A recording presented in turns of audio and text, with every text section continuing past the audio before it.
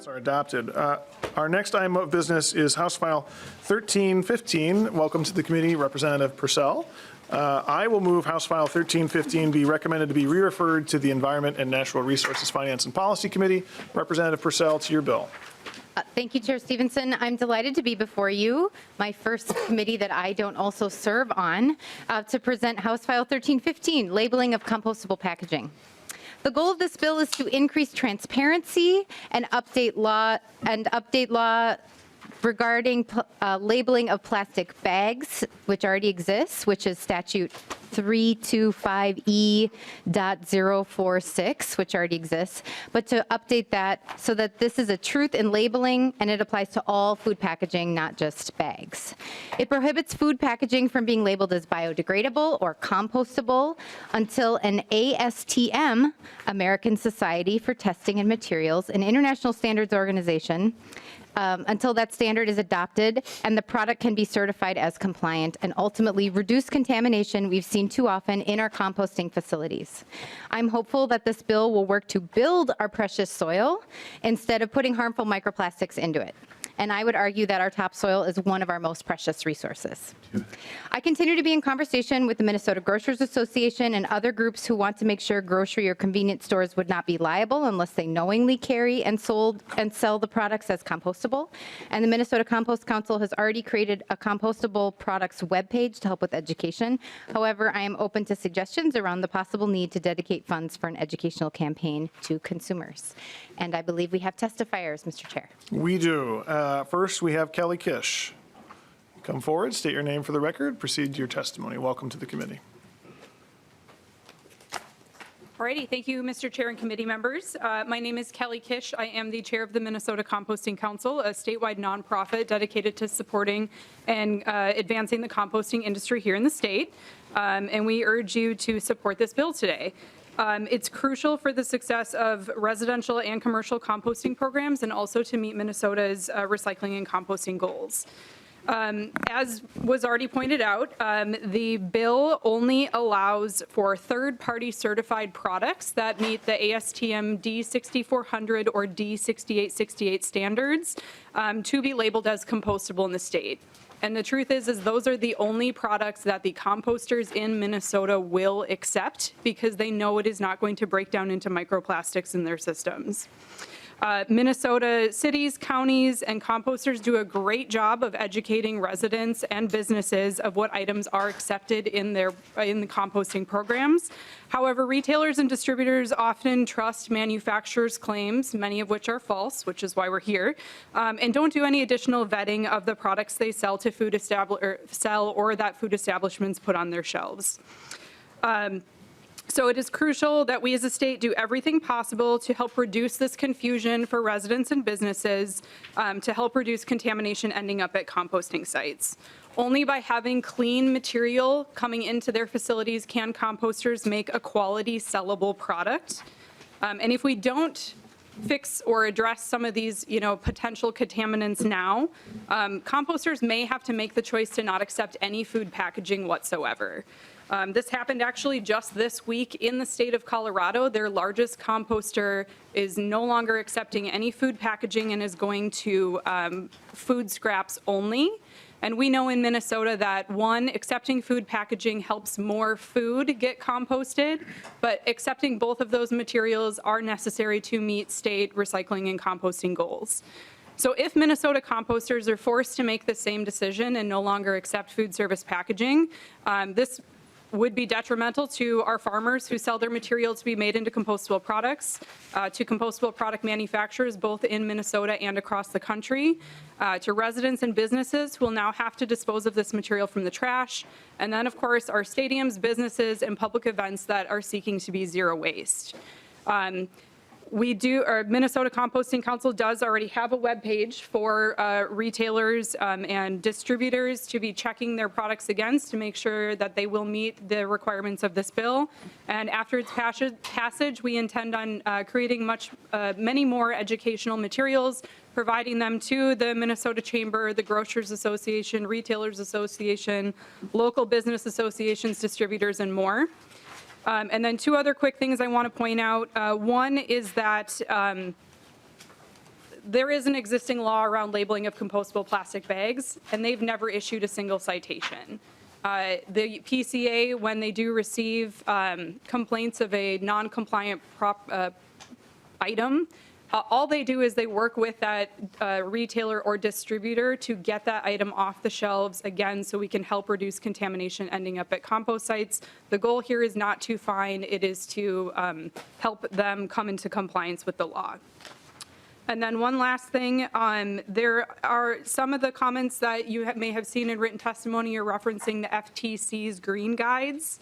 And those guides alone are general labeling suggestions for manufacturers.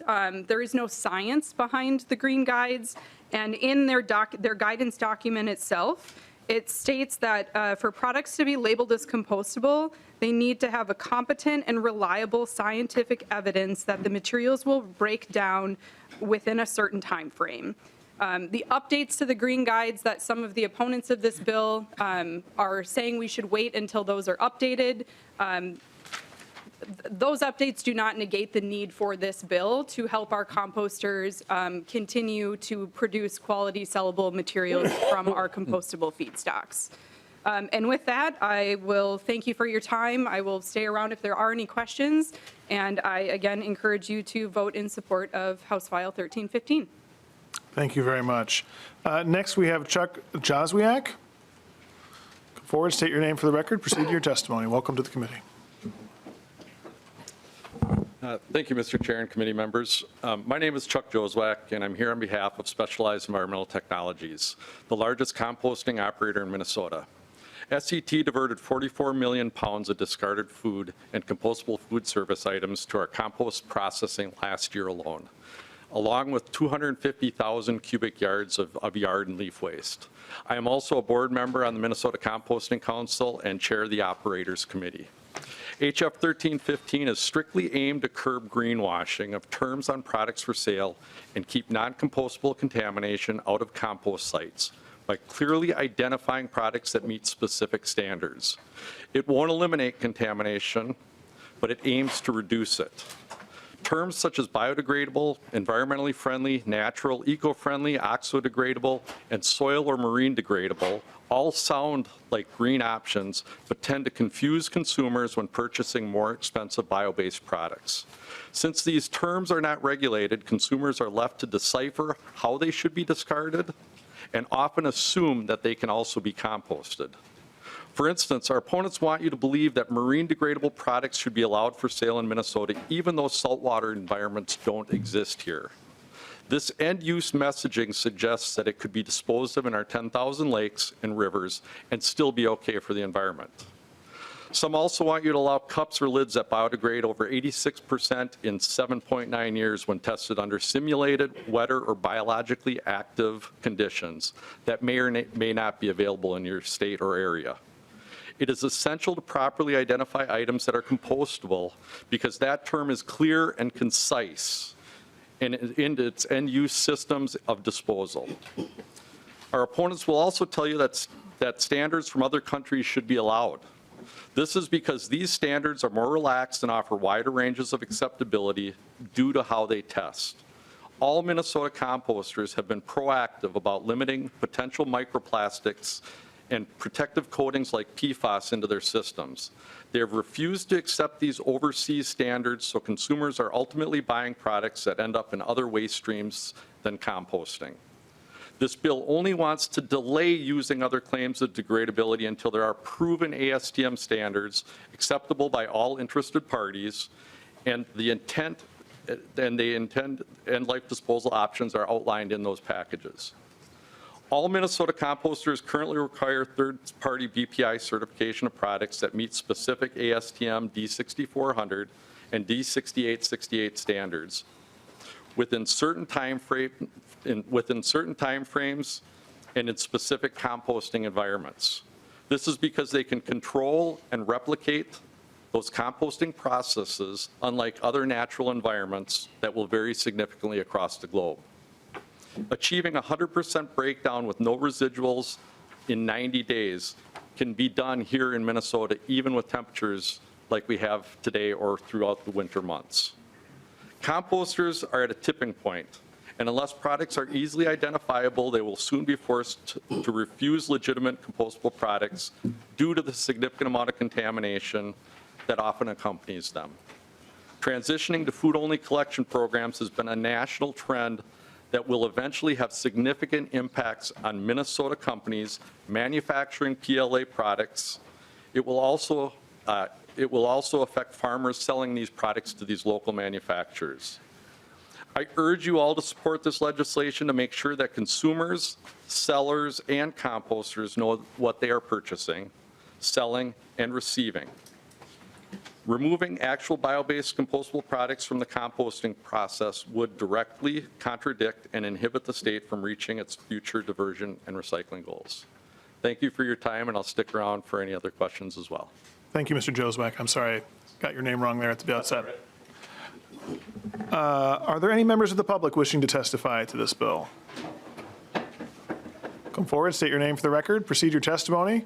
Whoever gets there first, race, go. Oh, okay, Mr. Quillis.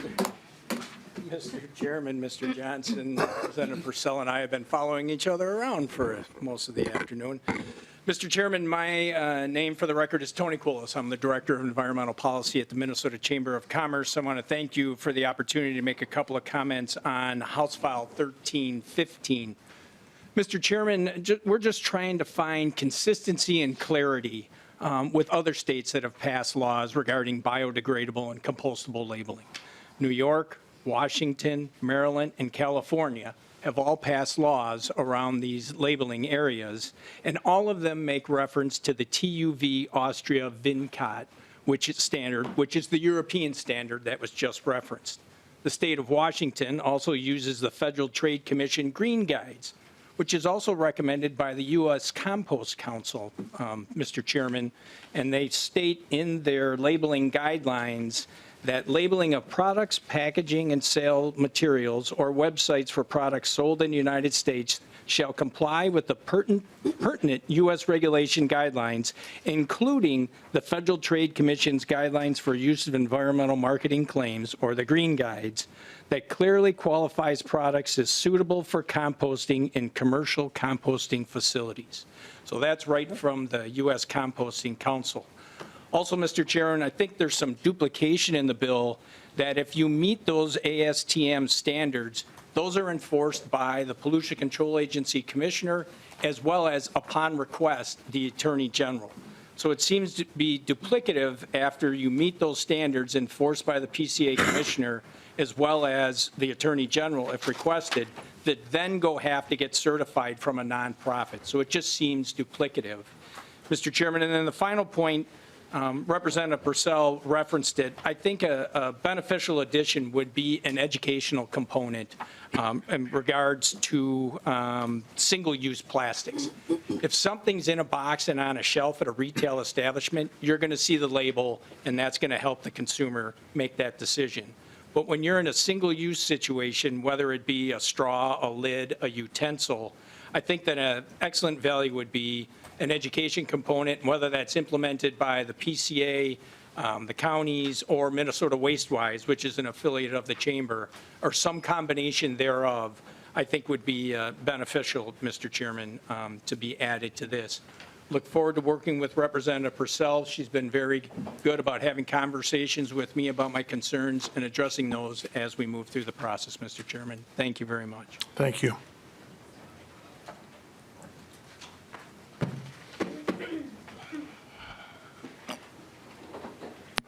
Thank you, Mr. Chair and members. For the record, my name is Tom Johnson, Government Relations Director for the Minnesota Pollution Control Agency. I'll keep it brief, Mr. Chair, since Ms. Kish and Mr. Joswiak captured the most critical pieces of this legislation, most notably that it will help the state meet compost and recycling goals and will provide clarity to manufacturers about labeling requirements across the state. The MPCA has worked closely with the Composting Council, and we really appreciate Representative Pursell for bringing this back forward this session. It was previously an item in the governor's bill, and the MPCA is very supportive of the effort still to this day. So thank you for the opportunity to testify. Happy to stand for questions about enforcement or any of those other ways that the bill will be implemented. Thank you. Thank you, Mr. Johnson. All right, discussion to the bill. Members wishing to discuss the bill. Representative Katiza-Wattoon. Thank you, Mr. Chair, and thank you, Representative Pursell, for bringing this bill forward. As a consumer, the current status of these labels is extremely confusing to me. We do have, we've done home composting, which, you can't compost a lot of the stuff that's only compostable in industrial facilities, and now we have an organics recycling process that comes to our home via our local trash company. And so we try to do what we can. But I know, like, every time I come home from a restaurant with a to-go cup or something, I have to, like, look it on the bottom. I'm looking everywhere, trying to figure out whether or not I can put it in the organics recycling bin. And so I think that this would bring a lot of clarity to consumers who are trying to do the right thing.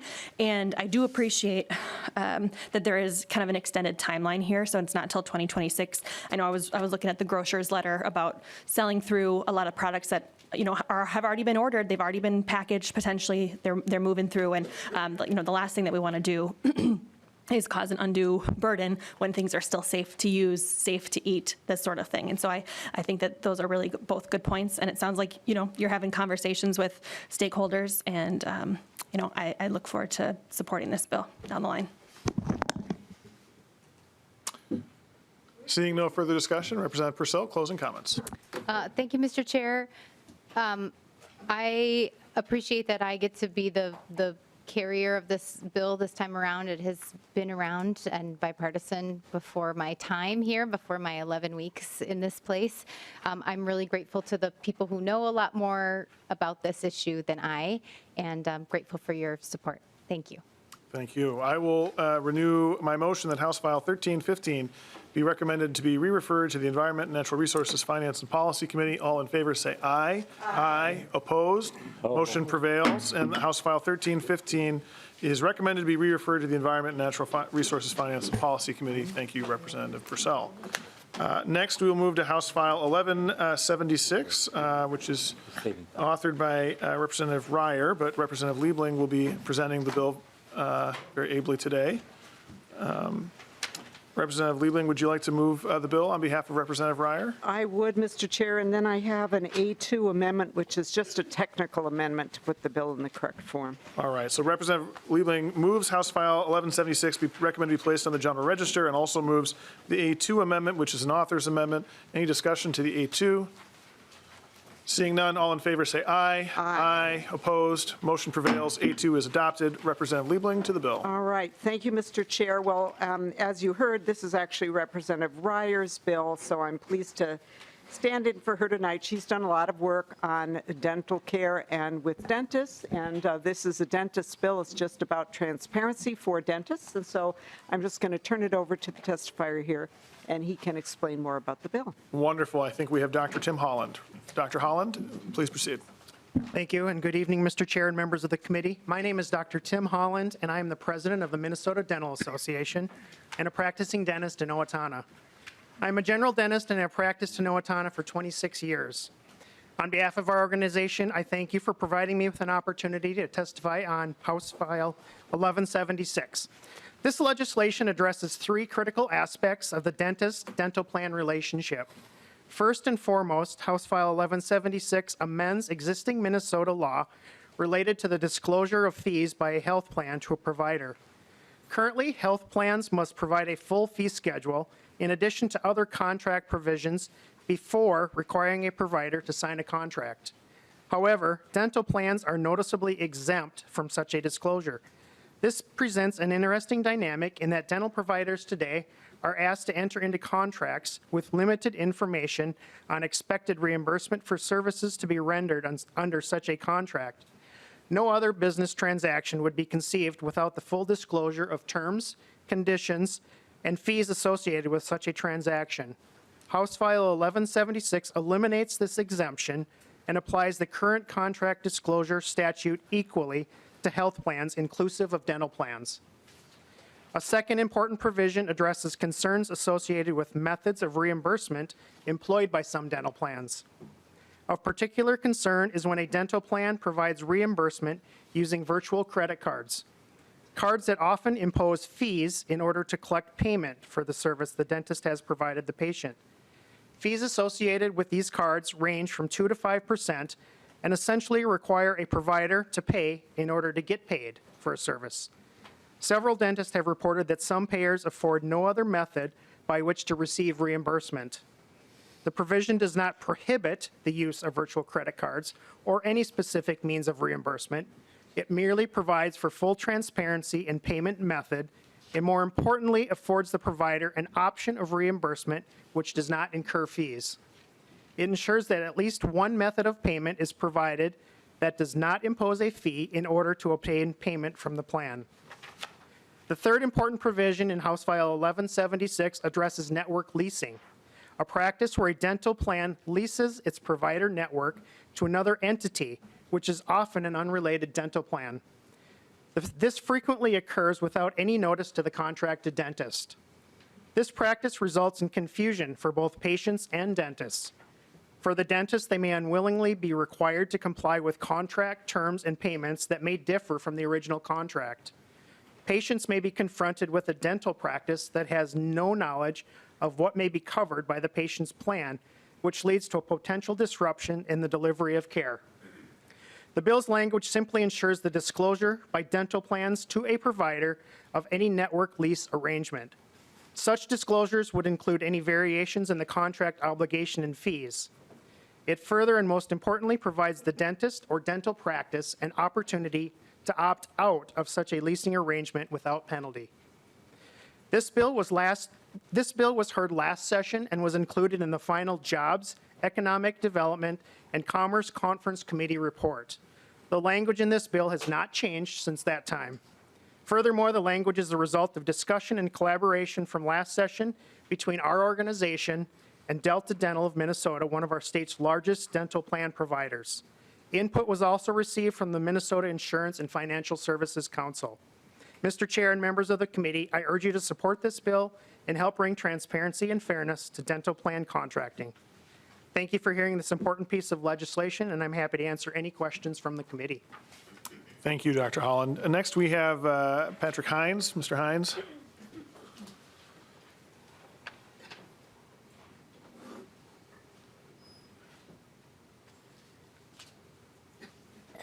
Thank you, Mr. Chair and members. For the record, my name is Patrick Hines with Messerly & Kramer. I'm here on behalf of the Association of Dental Service Organizations, or DSOs.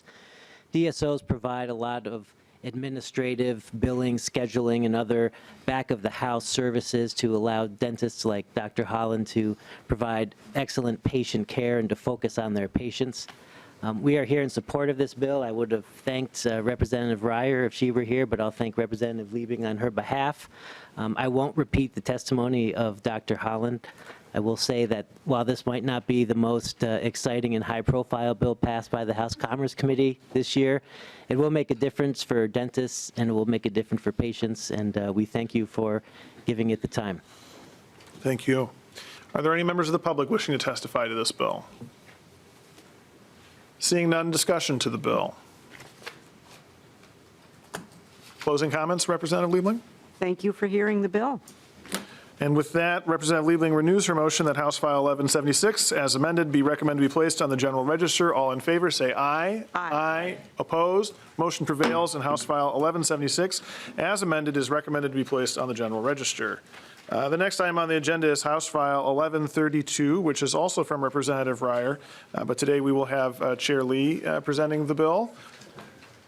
Did I say the wrong number? I said 11, I meant 1532.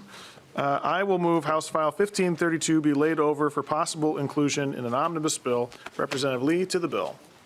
Thank you, Chair and committee members, for the opportunity to present House File 1532 on behalf of Representative Reyer. So this bill is proposed to address dog breed-based barriers in making determinations about homeowner and renter insurance policies. The result of breed-based barriers is that consumers are either underinsured, left with questions about why they've been denied and what options do they have, or forced to relinquish their beloved family dog in pursuit of coverage. And so the bill will help ensure the insurance industry use objective facts to determine whether an individual dog poses a risk. The bill prohibits insurer from refusing to issue or renew an insurance policy or contract, canceling an insurance policy or contract, or charging or imposing an increased premium or rate. for an insurance policy or contract based solely on the fact that the homeowner harbors or owns a dog of a specific breed or mixture of breeds. The bill creates an exception if the dog is designated as a dangerous or potentially dangerous dog under Section 347.50 or based on sound underwriting and actuary principles that are reasonably related to actual or anticipated loss experienced. The bill is effective August 1st, 2023. And Mr. Chair and members, I want to note that the National Council of Insurance Legislators, legislative organization comprised of insurance stakeholders, also have model language that's similar to this bill. And so with that, I'll turn it over to my testifier. All right, and we have Shannon Glenn. Ms. Glenn, please state your name for the record, proceed to your testimony. Welcome to the committee. Thank you. Chair Stephenson and members of the committee, my name is Shannon Glenn, and I'm the executive director of My Pit Bulls Family. We're a national nonprofit organization that is based in North Minneapolis with a focus to keep families together by advancing dog-inclusive rental and insurance policies and providing essential pet retention programming. I have to say that this hearing is 7 years in the making, and I want to extend a special thank you to our authors and to the committee for allowing us to bring this bill forward. I'm also honored to be sitting next to my representative, as he knows that this is something I'm passionate about, and as I struggle to find insurance that would accept my 2 blocky-headed dogs. Imagine being faced with the choice to give up your home or your beloved pet. It seems unimaginable. Yet many Minnesotans are facing this decision every year, and the reason for this is a commonplace issue. The insurance industry uses arbitrary dog breed lists to deny homeowners and renters insurance coverage that discriminates against individuals. Housing continues to be the #1 reason why dogs are surrendered across the country. According to the 24 Pet Watch January 2018 through September 2020 owner surrender data, where taxpayer dollars are being then utilized to care for amazing dogs that have families that love them during their stay in shelters. According to the AVMA, 35.5% of households in Minnesota have at least one dog, meaning that this legislation potentially impacts over 807,000 households across the state, depending on the type of dog that they have. We strongly believe that when it comes to the regulation of pet dogs, the focus should and must be on the behavior of the individual dog and owner. Arbitrary restrictions based on a dog's weight, size, or perceived breed do nothing to promote public safety. Worse, these restrictions are almost always based on misinformation, misinterpretations, and are steeped in discrimination against the people society associates with the targeted dogs, most commonly low-income communities and BIPOC individuals. According to the Insurance Information Institute, lovingly known as III, a property damage including wind and hail, fire and lightning, water damage, theft, and any other property damage is responsible for an average of 96.98% of the losses incurred by homeowners insurance from 2014 to 2018. Also, according to III, liability claims related to dog bites and other dog-related injuries cost homeowner insurers $796.8 million in 2019. In 2019, property casualty insurance companies wrote $634 billion in premiums and incurred $374 billion in losses. Based on the information above, dog bites and all other dog-related incidents, even as small of an incident as tripping over a leash, accounted for less than 0.2% of losses in 2019.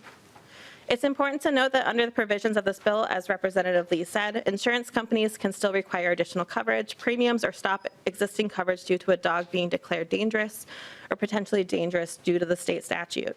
This common sense legislation will put the focus on where it belongs, the behavior of individual pets and the responsibility of owners, and is also supported by NCOIL. They passed the model language in November 18th, 2022. On behalf of families across the state and the country who are searching for a place to call home with their family dog, I thank you for your time and your consideration of this bill, and I'm happy to answer any questions you may have. Thank you, Ms. Lynn. Thank you. Next, we will hear from Aaron Cocking. Mr. Cocking.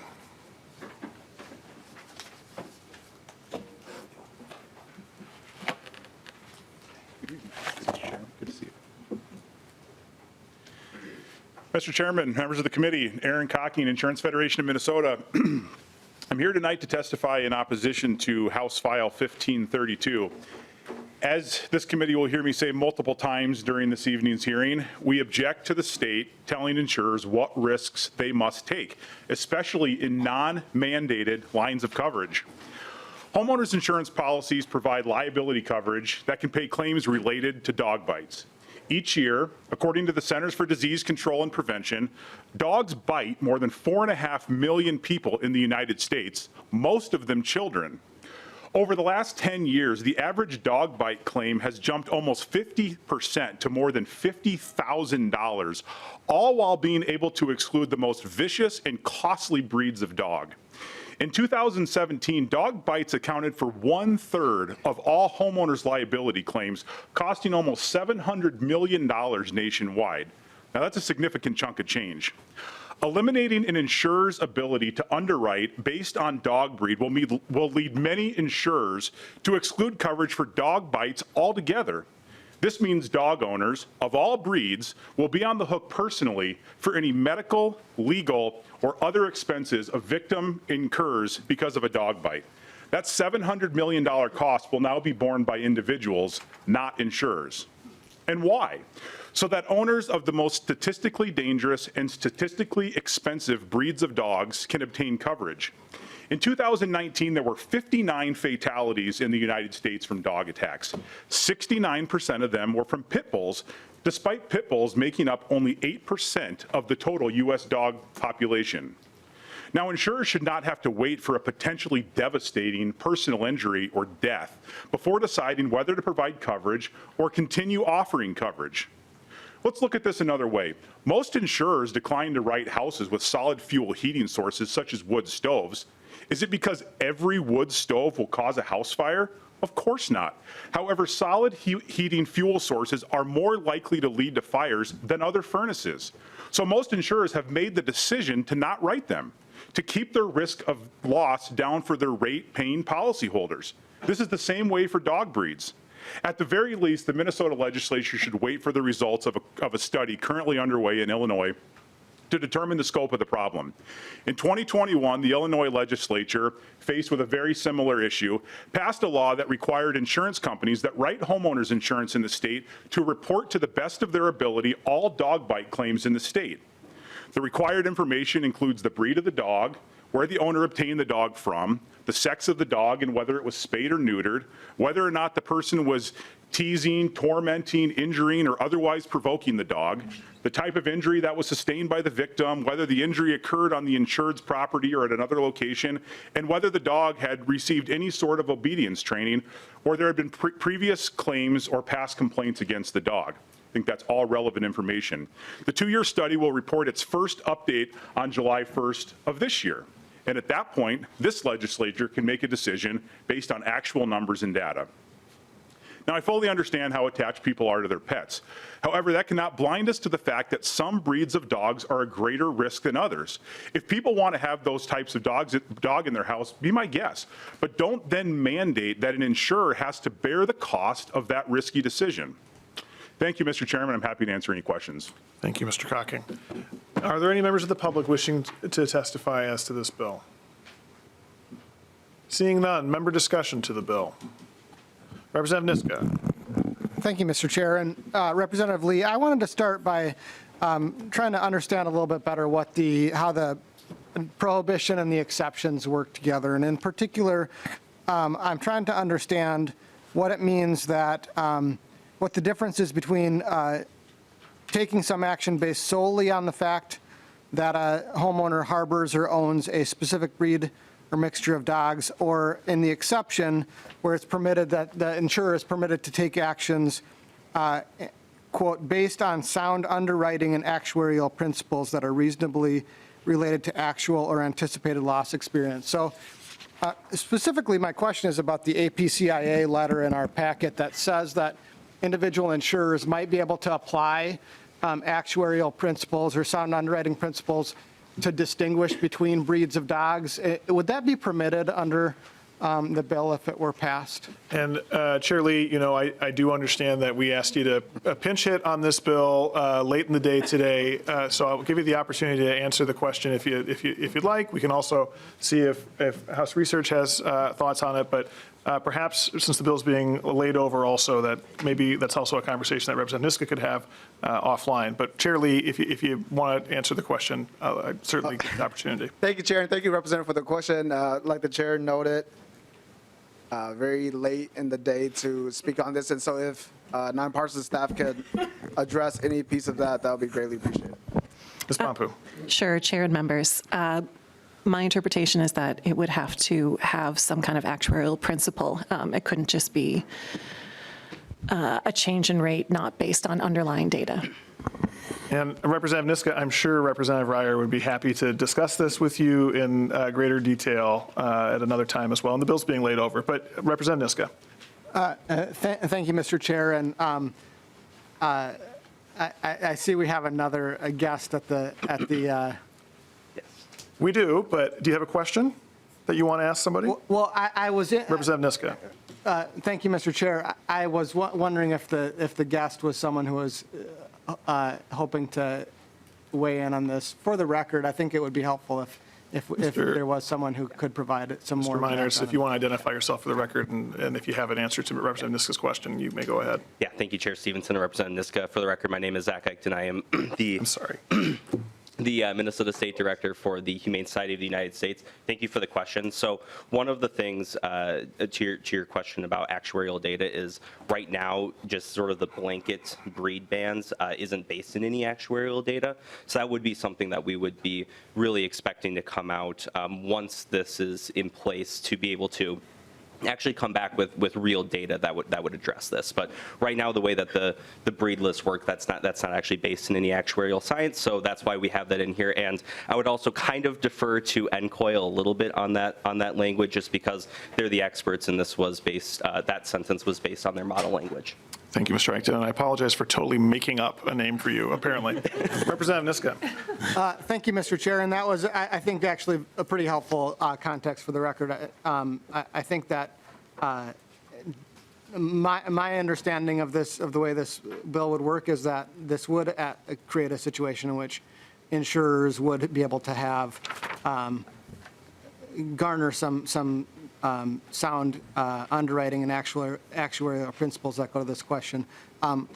My other question, though, if I may, Mr. Chair, to ask Representative Lee, is whether the bill would permit an insurer to cancel insurance outright for a dog bite or stop offering any dog bite coverage in the state of Minnesota if they decide that the costs are too high. Chair Lee, again, I will give you the first opportunity, but if you'd like me to direct that question elsewhere, I'm happy to do so. Thank you, Chair. I'd like to defer it to Mr. Eichten, please. Mr. Eichten, do you have an answer to that question? Yes, thank you, Chair Stephenson and Representative Niska for the question. Under the exception, starting on line 1.11 through 1.16, we do already have dangerous dog statutes that are really well defined.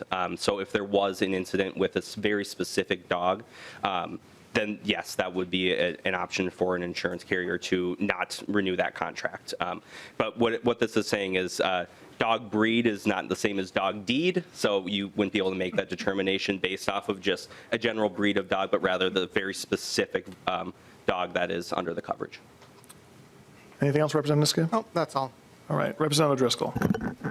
Well, thank you, Mr. Chair. And, as I read subdivision 1 and subdivision 2, it's very clear that the first subdivision talks about breeds and the second one talks about experience with an individual animal or with an individual dog. And I think that's very important to spell out, because my experience with the insurance industry is that the first dog bite is on the insurance company and there is no second dog bite, which is kind of interesting when you think about it.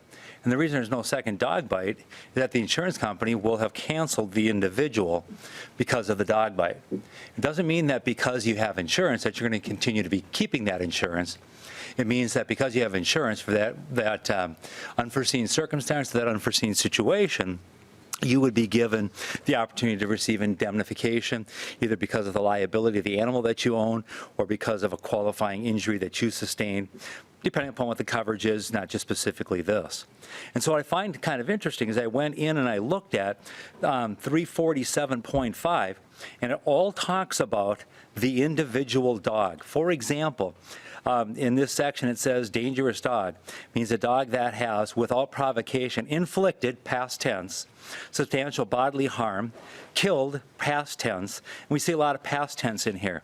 So to cite that the dog in the exceptions here, that's a little bit, I think, misleading, because the insurance company would go ahead and cancel.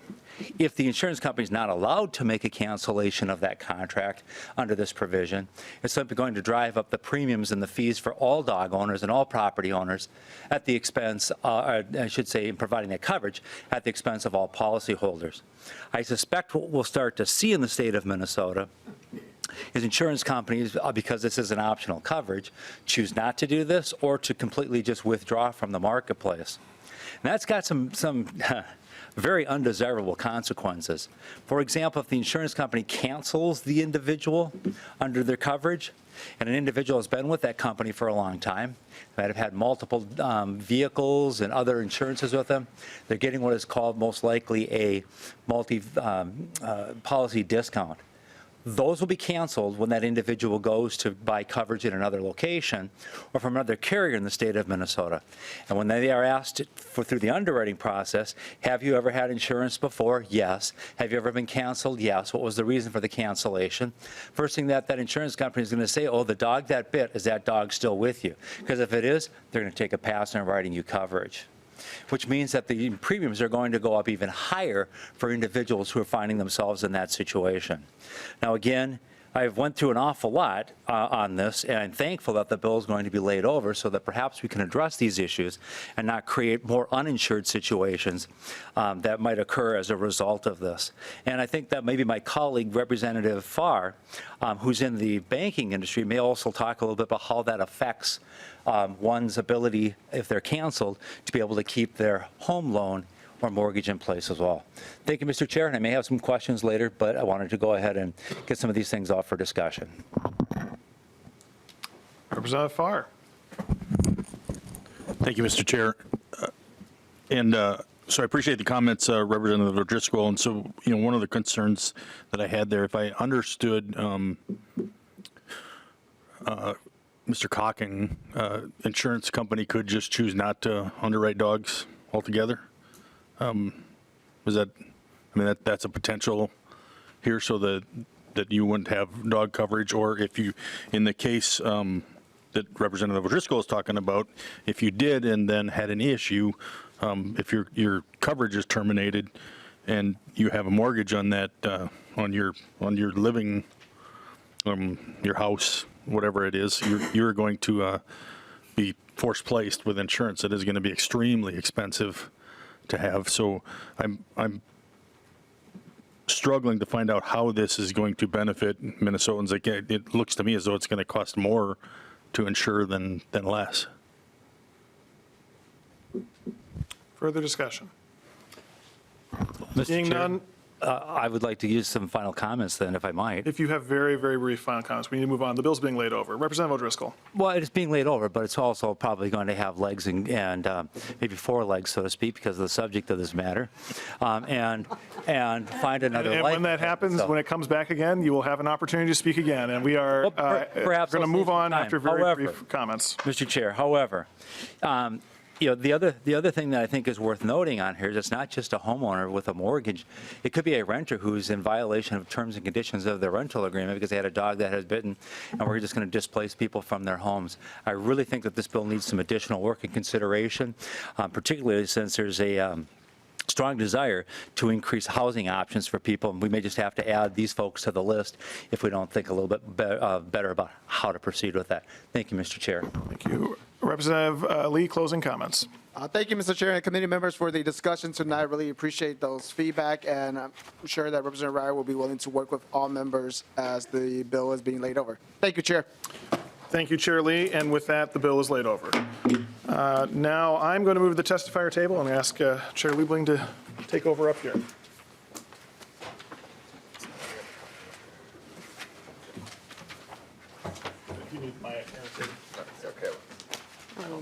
Thank you. All right. Okay, the next bill on the agenda is House File 2249. Chair Stephenson, would you like to move your bill to be laid over for possible inclusion? I would make that motion. All right, and did you want to move the 823 amendment right now? Yes, please. I would All move right. the 823. Madam Chair, could we discuss the amendment prior to voting on it, please? I have some questions that might help us move the conversation along. You know, usually it's my practice to just allow the author to put it in the shape they would like to have it, but Chair Stephenson, do you want to just mention what it does before we adopt it? It is, as you said, an author's amendment that reflects some changes that are the result of some conversations that have happened between the stakeholders to this particular bill. If Representative Driscoll wants to ask further questions, I might ask Mr. Carlson to come down to the table as well. All right, well, Representative O'Driscoll, is this going to make a difference on, you're going to vote against the amendment here, or can we allow I think it's a courtesy to allow the author to I adopt the amendment. understand, but then if that's the case you want to do, I'll just ask for a roll call vote on the amendment, then we can just proceed forward. Well, okay, I mean, if it's that big of an issue, I guess we can go ahead and discuss it before Thank you, Madam Chair. Before we adopt it, go ahead and ask your question. Thank you, Madam Chair, and to the bill author. Line 1.6 talks about deleting the word criminal from section 1.18 to 1.20. And I'm wondering why we were looking to delete the word criminal on here from the definition when it was originally in the bill. Chair Stephenson. Madam Chair, if you could direct that question to Mr. Carlson while I left my paper up there, so I'm going to collect some. All right. All right. Mr. Carlson, if you would please introduce yourself for the record and go ahead and address the question. Good evening, Madam Chair and members. I'm Joel Carlson. I'm here on behalf of the Minnesota Association for Justice. Madam Chair and Representative O'Driscoll, the reason criminal was deleted on 1.16 is that you could have a situation where someone was boating while intoxicated that would maybe be a criminal act that ordinarily on your vehicles wouldn't necessarily void the insurance for a third party that you may have liability to. So we took criminal out to clarify the statute, not to not to give an additional reason to exclude coverage.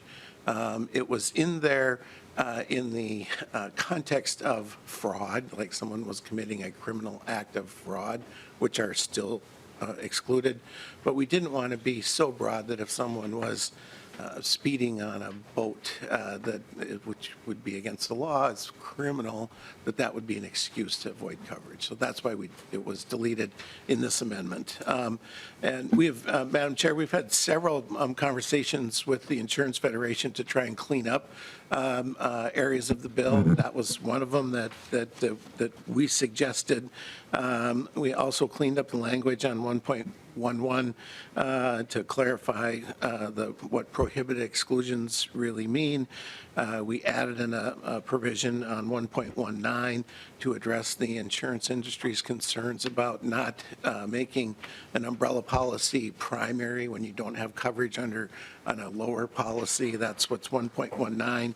And then we also added an effective date so that it would be prospective going forward and not impact policies that are currently in place. So that's the bulk of the amendment. It's been the result of many conversations with my friend Mr. Cocking, and they have been productive, and I appreciate them very much, and we're happy to answer more questions if you have them. All right, Representative O'Driscoll. Madam Chair, thank you. I was kind of thinking along those lines, and I'm just glad that we were, for the record, able to confirm that that's the reason we're doing it. And I certainly will have further comments once the bill is amended. We've had a chance to hear from testifiers. All right. Thank you. So Representative Stephenson renews his motion to adopt the 823 amendment. All in favor, please say aye.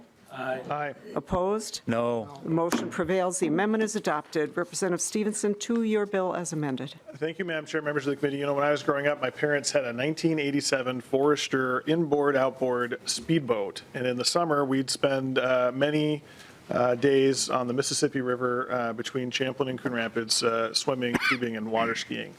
And I can remember very clearly one day sitting on the back of that boat, and I don't recall who was driving the boat, but my brother was about to go tubing, and he was on the tube out in the water. My dad was on the sun deck letting out the rope, and no one noticed that the rope had looped around his foot. And when whoever was driving accelerated, the rope snapped and would have pulled him into the water. Now, fortunately, he dove over the propeller and into the water, and he came up shaken but uninjured. He had felt the turbidity of the prop against his foot. It's, pretty clear that he was feet, if not inches, away from a life-changing injury or possibly worse. I was maybe 12 when this happened, and so insurance wasn't really on the forefront of my mind at the time. But I remember talking to my dad about this bill back when I first carried it in 2019, and I asked him about this case, and I asked him if he had insurance on that boat, and he said, oh yeah, absolutely, always insure all of my vehicles, boats or otherwise. And I asked him, if the prop had hit your foot, would you have expected that you would have been covered by your insurance? And he said, I mean, absolutely, that's why you have insurance. Now, my parents sold that boat a long time ago, and the insurance policy is, I'm sure, long since been recycled or destroyed or whatever.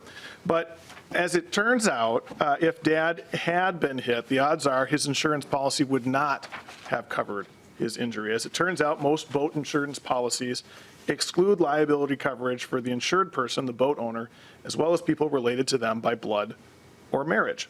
And people might be surprised to learn that. I was certainly surprised when I first learned about this bill several years ago. This bill tries to get at this problem by prohibiting insurance companies from excluding people for coverage under boat policies just because they are related by blood or marriage. And this might seem like a common sense idea to you, and if you do feel that way, I suspect it's because this has been the law for car insurance since 1973 in the state of Minnesota. I suspect that people who oppose this bill will argue that it will increase the cost of boat insurance. That could be true, but I doubt it. The bill does allow insurance companies to increase premiums if there's an increased cost, but they would have to show data, actuarial data, in order to the Commissioner of Commerce in order to do that. I also will note that we're not talking about that many accidents. Minnesota has 800,000 boats. I looked that up. That's the most of any state. And in an average year, we have less than 100 boat accidents. And we don't know how many of those accidents involve a family member of the boat owner, but it's probably safe to assume that that number is less than the 100. And in any event, as a person who owns a boat myself, I will tell you that I would gladly pay the marginal cost of increased coverage to ensure that my kids and my wife and myself are covered when we are out boating. And with that, Madam Chair, I know there are some testifiers, including one who has a very compelling story to share with the committee, and I would gladly turn over to them. All right. Thank you, Chair Stephenson. Courtney Godfrey. Welcome to the committee. If you would please state your name for the record and go ahead and give us your testimony. Hi. I'm used to being in front of a microphone, but this is different. And do pull it close because the mics are not so wonderful. Okay, great. Thank you. Chair Stephenson and members of the committee, thank you so much for giving me the opportunity to speak tonight. I see plenty of familiar faces who have heard my story before, and if you know me, you know I'm not going anywhere until I see a change. So you'll keep seeing me until we get this change. In 2017, I was involved in a boating accident that resulted in the amputation of my left leg. We were riding in my husband's 19-foot ski boat like we did most weekends in the summer, when a quick turn sent me flying out of my seat and into the water.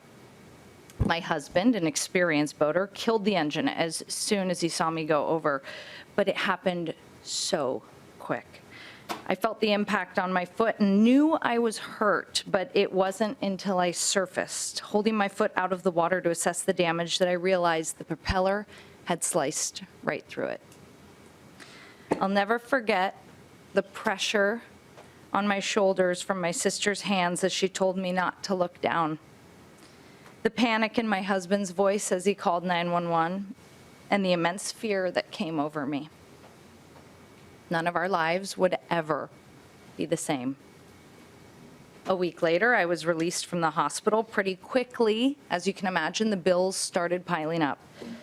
Our home needed modifications. I was unable to work and in need of constant supervision and care. I had incredible health insurance through my employer at the time, but prosthetics are expensive. You would be blown away with what I have to pay every year for my legs.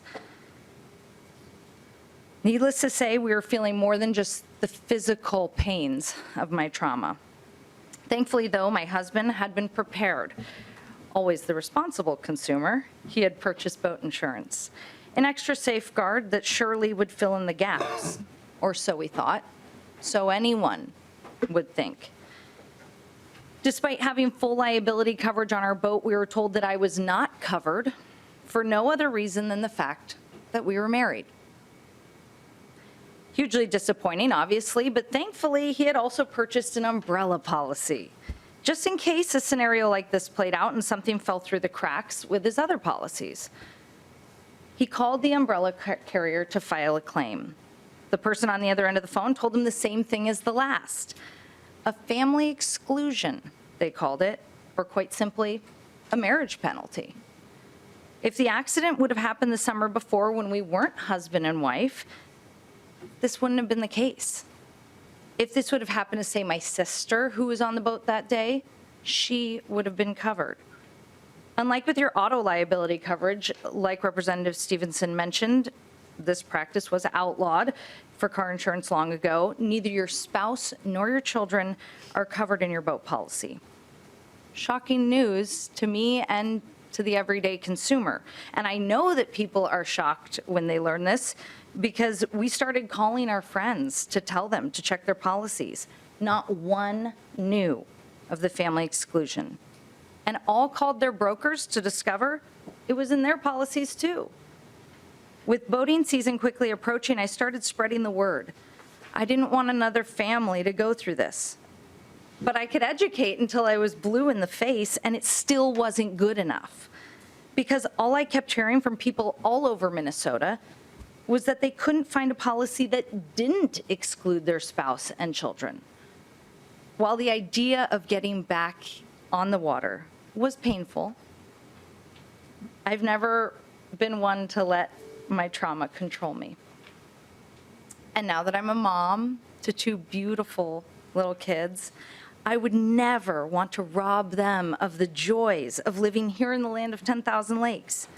My son, he loves to fish. He's only 3.5, but man, he loves to fish. And you should see him light up when his grandpa asked him if he wants to go out on the boat. But we've tried to find a plan. We activated an independent insurance agent to find us a policy that would cover my beautiful babies, and they can't. And yet I can tell you I have come to the Capitol not for myself, not for any special interest group, but for the next family that endures such trauma, so that the insurance policy they faithfully paid into for however many years does what it's advertised to do: protect the people they care about most. Minnesota has one of the highest rates of boat ownership in the country. People of all incomes in every corner of this state own boats. And while according to the DNR, you heard Representative Stephenson say this, the occurrence of injury accidents on the water is relatively low, I won't be the last to go through this. Please, let's put an end to this unfair exclusion and protect Minnesota families on the water. Thank you. Thank you for your testimony. Next, we have Joel Carlson. And then Jed Cronick after Mr. Carlson. Welcome back, and please reintroduce yourself.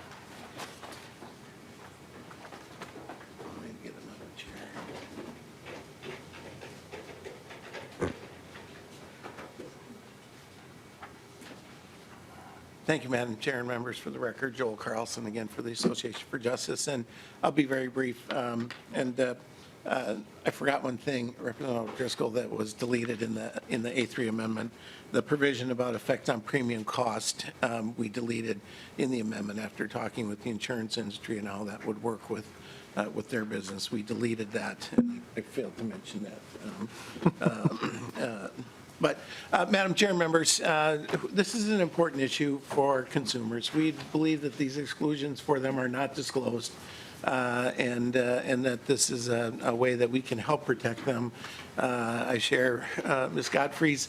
I'm a boat owner, and I went and looked at mine as well, and they're different. They're all different, and you have to really look to find out if you do have the coverage. And consumers, many of whom are buying their insurance online right now, are just not giving it that kind of detail. So we hope that we can advance this bill, and rather than go through the bill again or tell you why we support it, I think it was compelling of why we're supporting this bill. I'm going to have Mr. Cronick, who's going to talk just a little bit about the details of the bill, Madam Chair, and then we'll be here to answer questions. All right. Thank you, Mr. Carlson. Welcome to the committee. Please introduce yourself. Thank you, Madam Chair, members. My name is Jed Cronick. I'm an attorney in Mankato and the legislative chair for the Minnesota Association for Justice. As you've heard, these exclusions serve to severely or completely eliminate coverage for insured's own family members and household members, the people the insured cares about the very most. As Mr. Carlson's talked about, we have worked with other stakeholders to try to work on compromise language. I think we've gotten pretty far on that. I think the language is pretty straightforward, so instead of, I guess, diving into the details, I will just offer that I'm happy to answer any questions, but I would urge passage of this bill. All right. Thank you for your testimony. Next, we have Aaron Cocking. And then Gene Sudloff after him. All right. Welcome. Welcome back. Please reintroduce yourself. Thank you, Madam Chair, members of the committee. Aaron Cocking, President of the Insurance Federation of Minnesota, here tonight to testify in opposition to House File 2249. First, as I stated on the previous bill, the IFM is opposed to the interference of insurers to offer the products and policies they desire, especially for non-mandated lines of insurance. And that's important because boat insurance is not mandated by the state. As I stated to the committee in my opening presentation in January, insurance is a contract between a policyholder and an insurer. They should be free to contract as they wish, especially in non-mandated lines of insurance. And part of that freedom is the insurer deciding what risks they want to write. And that is currently happening in the market. There are boat insurance policies in Minnesota today that do not include a family exclusion. These companies have developed the product, priced it accordingly, all without a law requiring them to do so. Now, one of the constant arguments we hear in support of this issue is that the Minnesota Constitution guarantees injured parties redress for their injuries. And we could not agree more, and that's not in dispute. However, the Constitution does not guarantee access to a particular source of funds, such as an insurance policy. This is what this bill is attempting to do, to ensure that you can sue yourself with the insurer footing the bill. Liability insurance was never designed to provide first-person coverage. It is a third-party policy. The whole rationale for the family exclusion is to exempt the insurer from liability to persons whom the insured, on account of close family ties, as the court describes it, would be apt to be partial in case of an injury. Now, I recognize that that's a mouthful. Now, don't get me wrong. I understand that it would be unusual for a household or family member to purposefully injure another household or family member, but the possibility of being able to turn an unfortunate situation into a payment for the household income is a legitimate concern. Not only in a situation where the cause of the accident is different from how it is reported, but in how evidence can be shared to enhance the amount of damages being sought. Consider the unfortunate situation where a married couple is enjoying a summer day out on the lake on their boat. And while the wife standing up to grab another drink, her spouse throws the throttle all the way forward, knocking her off her feet and causing her to break her leg. However, instead of this being an unfortunate situation, they quickly realize this injury will adversely impact the household budget because of lost time at work and other potentially significant out-of-pocket expenses. The spouses decide they can report the incident as resulting from the other spouse's careless acceleration of the throttle and then enable the family unit to sue itself. Moreover, since the spouses will be the chief damages witnesses in a trial, the spouses, quote, on account of close family ties, would be apt to be partial in a case of injury, again, as the court has said, to enhance their testimony to increase the amount of recovery, which would be funded by liability insurance under this bill. It is terrible public policy to place individuals in this moral hazard situation to incentivize the fabrication or even embellishment of the circumstances of an injury and extent of damages. The spouses together contribute to the common household, family, economic interest. We are turning a boat policy from a financial protection mechanism in the event you hurt someone else into a first-party income source for the household family budget, so long as the household family fabricates or embellishes the cause or extent of an injury or the resulting damages. I touched on the issue of moral hazard before, but it's something I want to return to. It is terrible public policy to allow for or to incentivize a moral hazard. Moral hazard is a situation in which you bear no responsibility for your decisions. You have no ownership over the actions you take, which is exactly what would happen if this bill were to pass. Now, we have heard about auto insurance and how we should equate that to boat insurance in this scenario, and I just want to point out those are vastly different. Auto insurance is mandated in this state at minimum coverage limits that the legislature has established, which is why courts have upheld family exclusions in auto.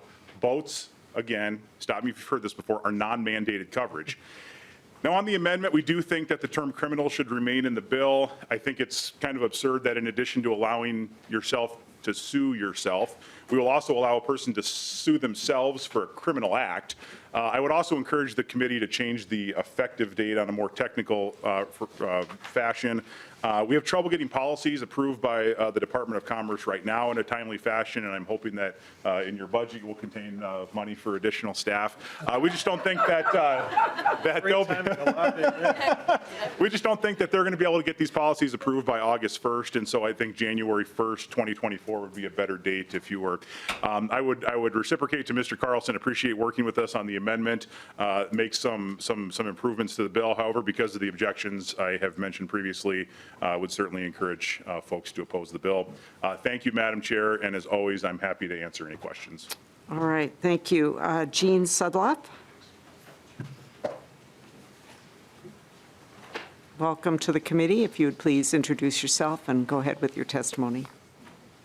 Thank you. Madam Chair, members of the committee, my name is Jean Sundloff. I've been an insurance agent for the last 43 years, and I'm here on behalf of the Big I, Minnesota. I have significant concerns about House File 2249. As insurance agents, we want to see our clients properly protected. I grew up in the insurance business, and I went into this business because I wanted to help people, because of the satisfaction that we get from doing a good job and properly protecting our clients from catastrophic loss, whether they're consumers or businesses. However, as Mr. Cocking states, third-party liability policies are not the proper way to provide protection for first-party risks.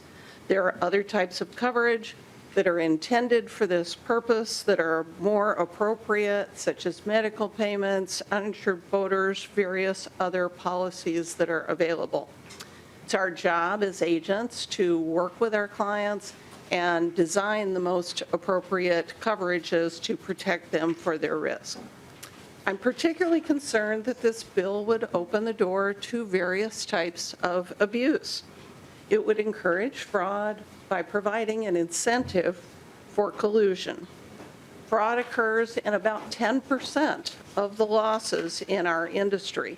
According to the Coalition Against Insurance Fraud, it steals at least $308 billion every single year from American consumers. This coverage could motivate families in financial crisis to sue each other for financial gain, and this would thus make those families less desirable policyholders to the industry. It could provide coverage for claims arising from infighting among family members. And then the bill could allow a potentially negligent party to benefit from their own negligence. In many cases, the injured party and the policyholder against whom the claim is being made would have been jointly responsible for maintaining that property. Finally, forcing the industry to provide coverage for a risk with a high moral hazard may cause market contraction, it may cause increased premiums for all, or it could cause both. Raising premiums in a market where the purchase of insurance is entirely voluntary may price some consumers out of the marketplace, and that would leave less protection for more common types of claims that we see against these policies. I encourage you to vote no on HF 2249. I thank you so much for your time, and I'm available for questions. All right, thank you for your testimony. Are there any members of the public who wish to testify on the bill? All right, I'm not seeing any, so we'll move to member discussion. Representative Kraft. Thank you, Madam Chair. I think I have a question for Mr. Cocking, because I think you mentioned that there were some policies in Minnesota that provide this coverage. Is that correct? Yes. Mr. Cocking. And Madam Chair, Representative Kraft, that's correct. so Representative Kraft. Thank you, Madam Chair. So you went on about all this horrible things that would happen if we did this, and yet some policies do it, and it doesn't appear that calamities have happened. So I don't understand that point. Mr. Cocking. Yeah, Madam Chair, Representative Kraft, thanks for the question. You're right. I mean, the market, I guess from our perspective, works. Those companies have figured out the risk that they're willing to bear and the price that they're willing to get for it, and have found a way to make it work. I think our concern is that what works for one company might not work for another, and that the beauty of why we have a competitive insurance market in the state of Minnesota is because companies have the ability to select the risk that they want and price for it accordingly. Representative Kraft? Yeah, I would just say thank you, Madam Chair, Mr. Cocking, that the story we heard, and I think of others, doesn't indicate market success to me. Thank you. All right, thank you. Representative Niska. Thank you, Madam Chair, and Representative Stephenson. I wanted to see if you could address the effect of the deletion of the criminal permitted exclusion in the example that Mr. Cocking had given. And the reason I ask is because I found on my phone on a local TV news station's website an article about that the DNR said that half of deadly boating accidents in Minnesota each year involve alcohol. In 2020, it was 56% of boating fatalities in Minnesota involved alcohol. And Mr. Cocking said that it means that someone driving the boat could be under the influence of alcohol, or maybe if House File 100 passes, they could be under the influence of something else and be driving the boat, and then essentially sue themselves, and the insurance company would not be able to exclude that from coverage. Is that accurate, how your bill would work? Mr. Carlson. If that's okay. I'm sorry, If that's okay, Madam Chair. Go ahead, please. At least try and help walk through that. When we first wrote this bill in 2019, Representative Niska, we were trying to address a fraud issue as criminal conduct, that family members would invent claims.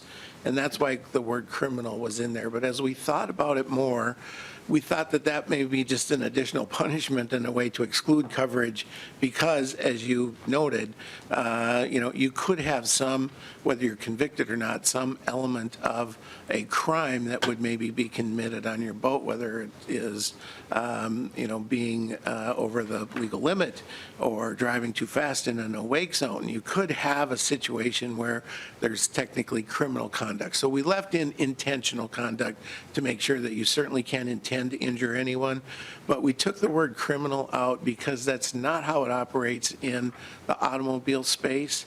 And so we just didn't think that it made sense in the bill that a third party who your conduct has injured would be penalized because of your conduct, right? And you don't get to sue yourself. And if you look at the bill, you know that as a named insured, that you're not buying insurance to cover yourself for your own negligence. It's a third party who has the claim against you.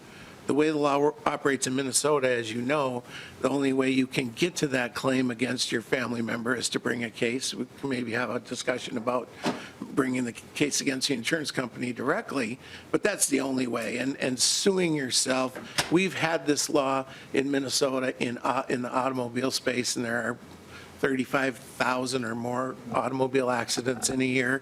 This happens with some frequency in the auto space. We don't have people inventing claims. And by the way, it still has to be a claim, right? It still has to be a tort. Duty, breach, and harm. You still have to have all elements of a claim. You don't get to invent this as a source of income for your family. You have to have had a duty to your passenger on your boat. You had to have breached that duty. They had to be injured, and that injury is compensable through money damages. All of those things are still present here. We're not inventing any new rules where somehow your boat policy becomes, some source of income for your family. And it just doesn't happen that way. Madam Chair, before we go back to Representative Stephenson. Can I have 30 seconds just to ask Mr. Carlson a question?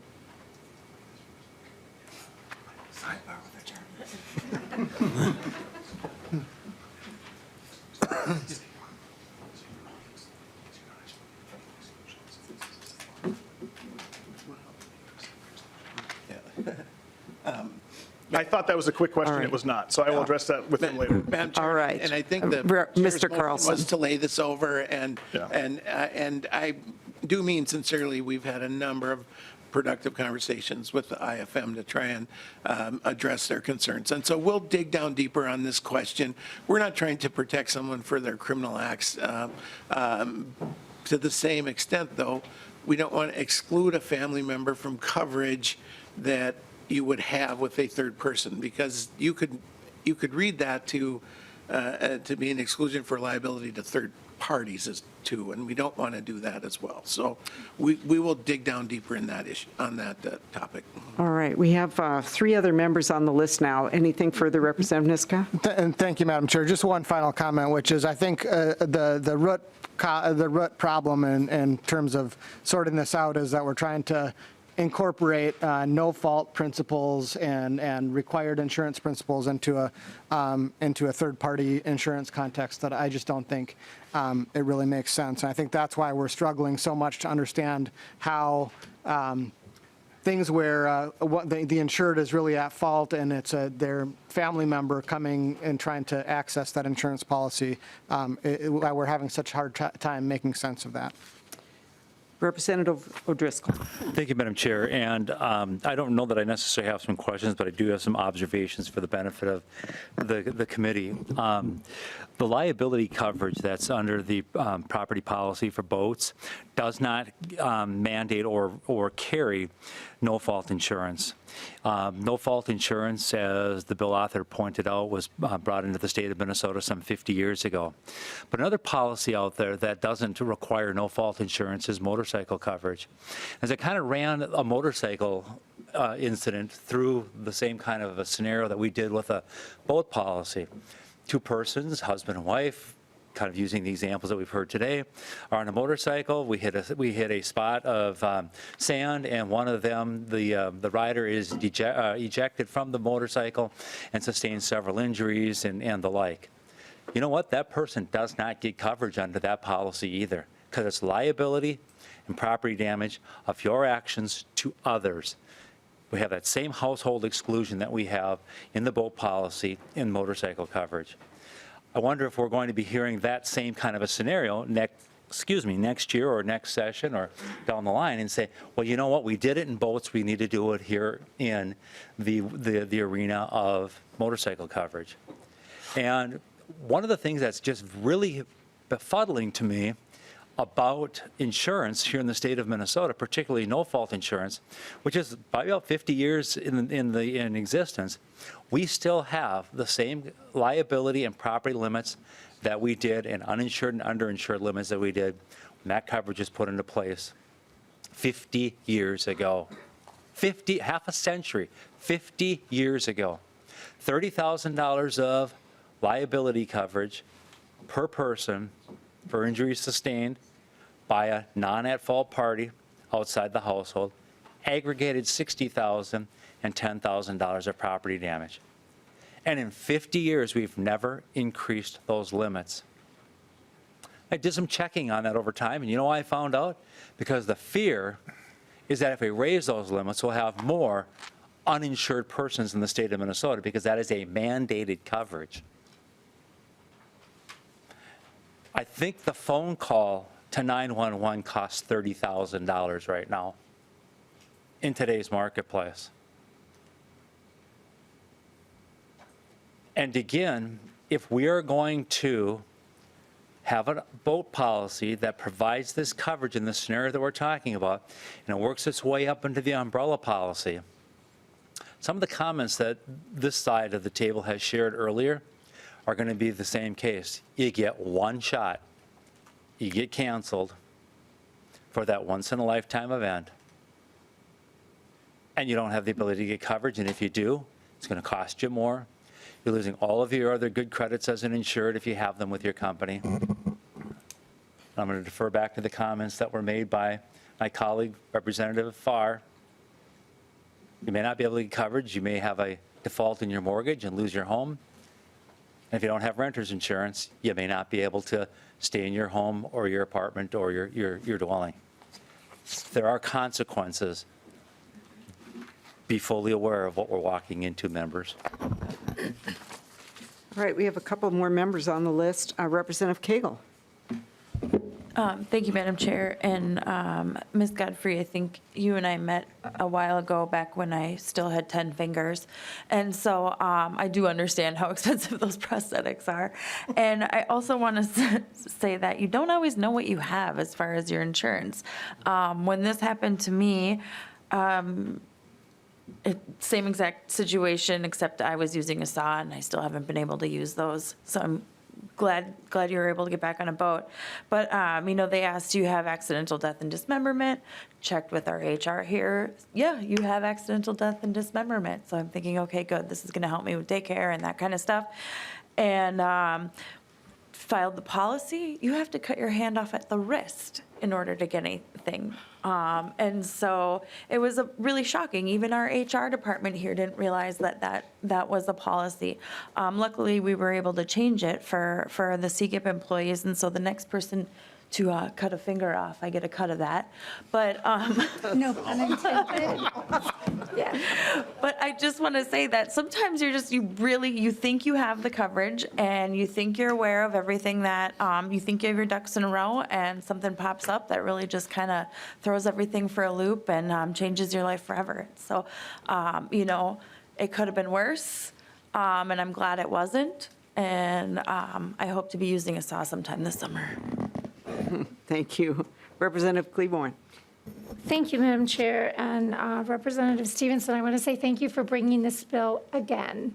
I remember the first time we heard it, I was stunned to realize that when you buy boat insurance, you really don't have insurance for your family members. We all know that when you're on a boat, things can happen that have absolutely nothing to do with you or anyone in your boat, right? When you go on some of the lakes in Minnesota, other people speed and you fall out of your boat, right? And it has nothing to do with you, but you would be the one looking to figure out how you recover, right? To hear the tragedy that you shared with us today, thank you for sharing that painful story with us. And to think that in the worst moment of your life, you're now discovering what you thought you purchased isn't what you purchased. while we were listening to your testimony, I started scrolling on my phone, and you have to go several pages into advertisements for insurance, and then you have to know what you're looking for to discover that you're not covered. So I think we need to look at this in the bigger picture also to say if an insurance agent is selling you something, they need to be very clear about what they're representing to you. And so if this bill does not prevail, and I hope that it does, then we also need to think about making sure that there are checklists that insurance agents need to tell you, you do realize this will not cover your family, before they accept your premium.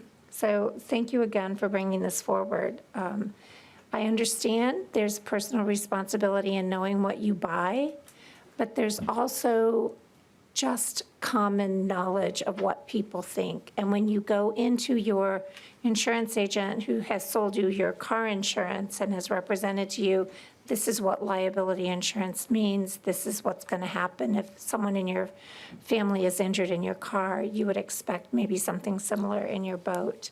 And I understand the legal piece of it, I get it. I'm just talking about what the ordinary person expects when they buy liability insurance. And that's whose voice I'm talking about today. Thank you. All right, thank you. Chair Stephenson, final comments. Yeah, I think that when you synthesize the comments that Representative Kraft and Representative Cagle and Representative Cleavorn made here, you really get to the heart of part of the problem here. Representative Kraft points out that some policies have this and others do not. Representative Cagle and Cleavorn point out, and the world hasn't ended just because some of them have it. And then Representative Cagle and Cleavorn point out that it's often very difficult for the average consumer to know what's in their insurance policy, and looking into it at the point when you do it, usually too late. The other comment that I really wanted to make is, well, two things. One is I think that when we do come back, I think we will change the effective date. I think Mr. Cocking's point is well taken there. The second point I do want to make, and I'm going to channel Representative Niska here and use some legal terminology and say that the family exclusion is both over-inclusive and under-inclusive if the goal is to prevent fraud. It's over-inclusive because it excludes a lot of claims that are very clearly not fraudulent, like what my dad's claim would have been that I described, or what Ms. Godfrey described. Those are not fraudulent claims, and they are excluded by a family exclusion, not for even any suspicion of fraud, but just because the people are related. It is under-inclusive because it doesn't exclude claims that probably are fraudulent.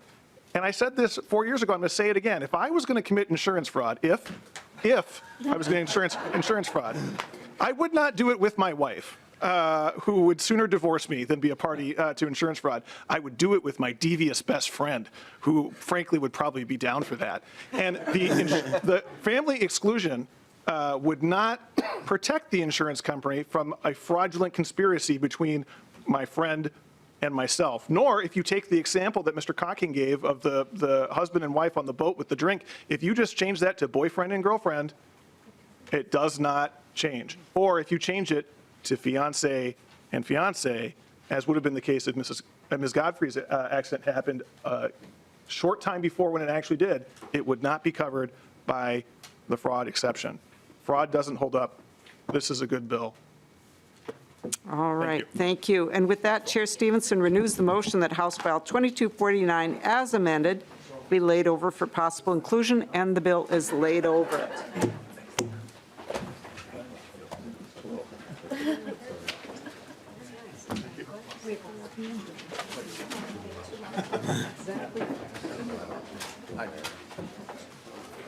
All right. Our next bill on the agenda is House File 2064 from Representative Tabke. Representative Tabke, would you like to move your bill? Thank you, Mr. Chair. I recommend that House File 2064 be recommended for, I move that House File 2064 be recommended for placement on the General Register. Representative Tabke moves that House File 2064 be recommended to be placed in the General Register. Representative Tabke, to your bill. Thank you very much, Mr. Chair. This is a pretty simple bill. Right now, in statute, we have a series of folks between state agencies, educational institutions, public schools, and other folks who are able to negotiate on their behalf with different pricing plans. And so with this, the bill adds tribal governments and tribal schools and tribal nation into the bill. And we have Mr. Kelly from Commerce here to explain further. All right, Mr. Kelly, please state your name for the record, proceed your testimony. Thank you, Chair Stephenson and members. For the record, my name is John Kelly. I'm the Director of Government Affairs for the Minnesota Department of Commerce. Thank you to Representative Tabke for carrying this important bill. This proposal provides tribal governments with the same ability to negotiate pricing plans as currently available to state government and other local units of government and political subdivisions in Minnesota Statutes 237.66. This proposal provides the legal right and recognition that tribal governments are not the same as other company customers, makes explicit that the law is to ensure the availability of high-quality, technologically advanced telecommunications services at reasonable cost to tribal governments. I would have got that out more smoothly if we had gone sooner. The addition of tribal governments under Minnesota Statutes 239.0.66 would authorize carriers to develop and offer telecommunications services specifically directed at serving the needs of tribal nations at a reasonable cost to tribal nations. This proposal serves tribal governments in the same manner as state government by obtaining pricing plans that are different from the standard tariff prices. The desire for better pricing alternatives was raised to the department by one of our 11 tribal nations, and so we are bringing it forward to make this change and bring parity in all of our governments in this section of Minnesota statutes relating to telecommunications. I'm available for any questions. Appreciate member support. Thank you, Mr. Kelly. Are there any members of the public wishing to testify to this bill? Member discussion to the bill. Closing comments to the bill. Representative Tabke. It's a good bill. Please support it. Thank you. All right. I will renew Representative Tabke's motion that House File 2064 be recommended to be placed on the general register. All in favor say aye. Aye. Opposed? Motion prevails. House File 2064 is recommended to be placed on the general register. The next item on our agenda, last item on our agenda, is House File 1650 from Representative Davis. Representative Davis, welcome to the committee. I will move on your behalf, House File 1650 be recommended to be placed on the general register. Representative Davis, to your bill. Thank you for that, Chair Stephenson. House File 1650 is the technical and housekeeping bill for the Department of Commerce. Section 216B.096 is the cold weather rule that applies to residential customers. The rule protects Minnesotans from having their electric or natural gas service shut off between October 1st and April 30th of the following year, granted that they have set up a payment plan with the utility company that is agreed upon by both parties. Under subdivision 11, utilities have to submit a report in regard to the cold weather rule to the commission.